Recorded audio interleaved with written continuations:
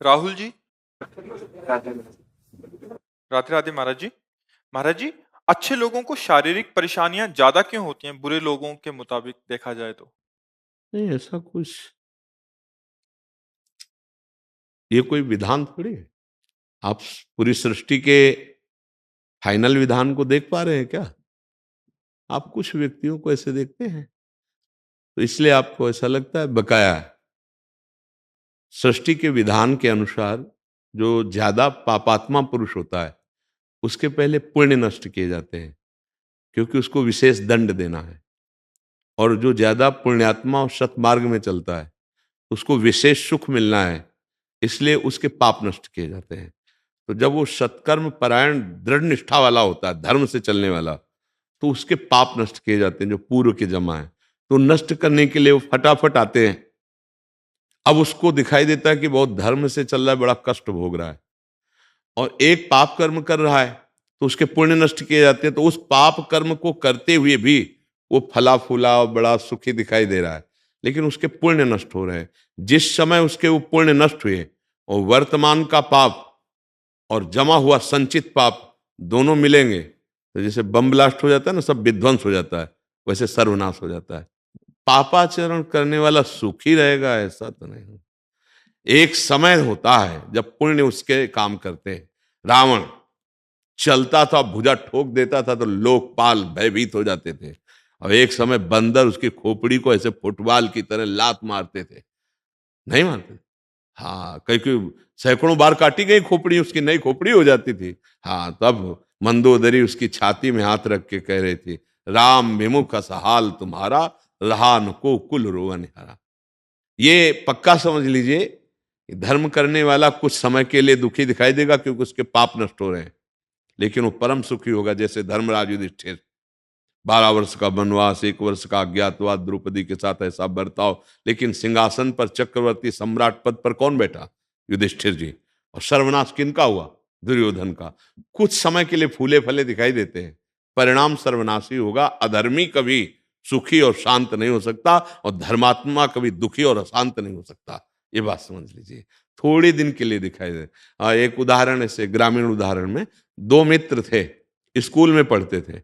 एक के आचरण बिगड़े, बहुत बुरा बन गया, शराब पीना, व्यभिचार करना, जुआ खेलना। धनी घर का बालक था, और वो एक गरीब घर का बालक था। तो गंगा स्नान करना, नाम जप करना, संतों की सेवा करना, सत्शास्त्रों का स्वाध्याय करना, ऐसा विचार।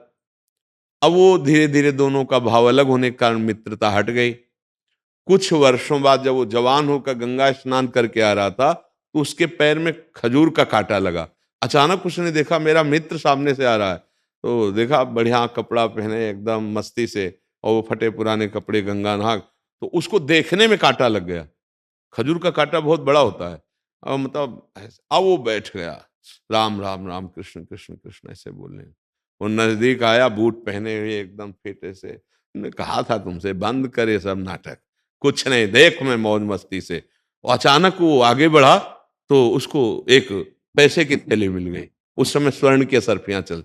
उसने दिखाया, देख तेरे कांटा लगा खजूर का और मुझे पैसा मिला। कुछ नहीं इनमें, कुछ नहीं, सब ड्रामा है। उसको लगा वास्तविक सब ड्रामा है। जीवन से मैं चल रहा हूं, धर्म से चल रहा हूं, तो खाने की व्यवस्था ठीक से नहीं, और देखो इसको असरफियों का थैला मिल गया। वो असंतुष्ट ही था। जब कोई धर्मात्मा दुखी होता है या संशय में होता है, तो ये भगवान किसी न किसी रूप में आकर के संभाल लेते हैं, क्योंकि उन्हीं का नाम धर्म है, वही सतमार्ग है। तो एक ब्राह्मण के वेश में, संत वेश में ऐसे आए, कहा क्या हुआ बेटा, कांटा लग गया? लाओ मैं निकाल देता हूं। और कांटा निकाला, स्पर्श करते ही पीड़ा गई। तो उन्होंने कहा कि तुम्हारे मन में कुछ संशय है क्या धर्म के प्रति? बोले हाँ, मेरा मित्र मैं जानता हूं, शराब पीता, व्यभिचार करता है, चोरी करता है, हिंसा करता है, बड़ा पापी है।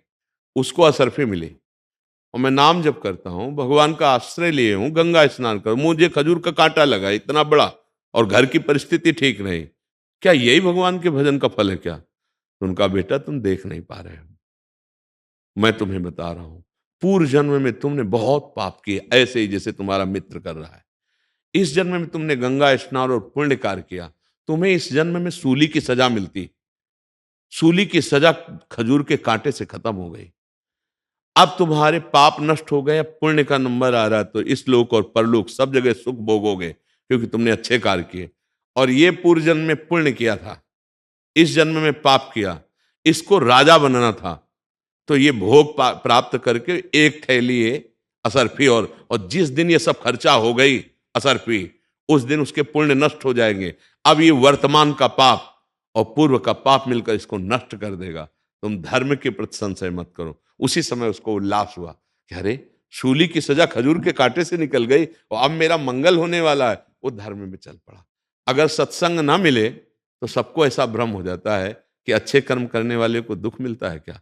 जैसे साधु महात्माओं को देखो कि अपने जीवन को भगवान में लगाए और बड़े कष्ट में जीवन व्यतीत होते हैं, और ऐसे शराब पीते हैं, दुनिया का मांस खाते हैं, दुनिया का नौटंकी नाटक करते हैं, और कहीं उनको जुकाम भी नहीं है, खूब ऐसे चौड़ी छाती करके। ये प्रगट का वर्तमान की खेती है। पूर्व की खेती में हमने कुछ बोया था, उसको इस समय काट रहे हैं, और ये जो फसल है वो जो आएगी वो बहुत अच्छी आएगी। वो पूर्व में थोड़ा पुण्य किया था, उसको काट रहा है। ये जो फसल बोई है नई, इसकी जब राशि आएगी तो उसके पुरिका भी जो है ना, नरक भोगेंगे। तो ये समझ पाना थोड़ा कठिन होता है।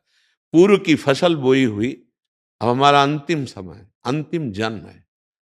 अब फटाफट फटाफट हिसाब किताब बराबर, रजिस्टर खाली, भगवत चरणारविंद में समर्पित।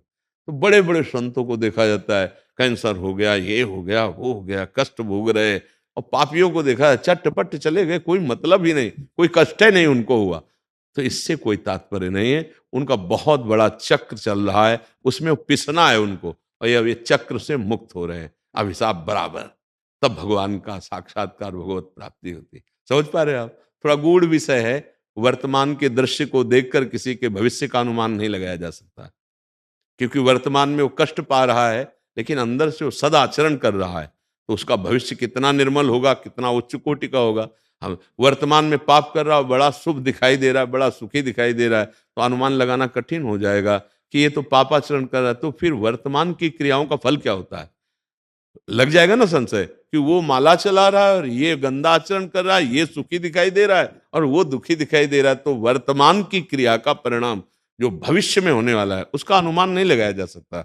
वो तो अनुभव गम्य है, और वो संतों के वचनों के अनुसार ही हमें दृढ़ विश्वास हो सकता है, नहीं तो बड़ा भ्रम हो जाएगा। हाँ, एक मेहनत करता है, फसल बोई, चौपट हो गई, और एक दूसरे के बच्चे का अपहरण कर लेता है। इतने रुपए दे नहीं तो इसको गोली मार देंगे। रुपए पहुंच जाते हैं, और बड़ी मौज मस्ती से इस होटल उस होटल में घूम, कितने दिन, कितने दिन। ऐसा नहीं कि परिणाम इससे बच जाएंगे। परिणाम यहाँ का तो ब्याज होगा, मूल भोगना पड़ेगा, नरक, और फिर अन्य नीच योनियों में जाना पड़ेगा।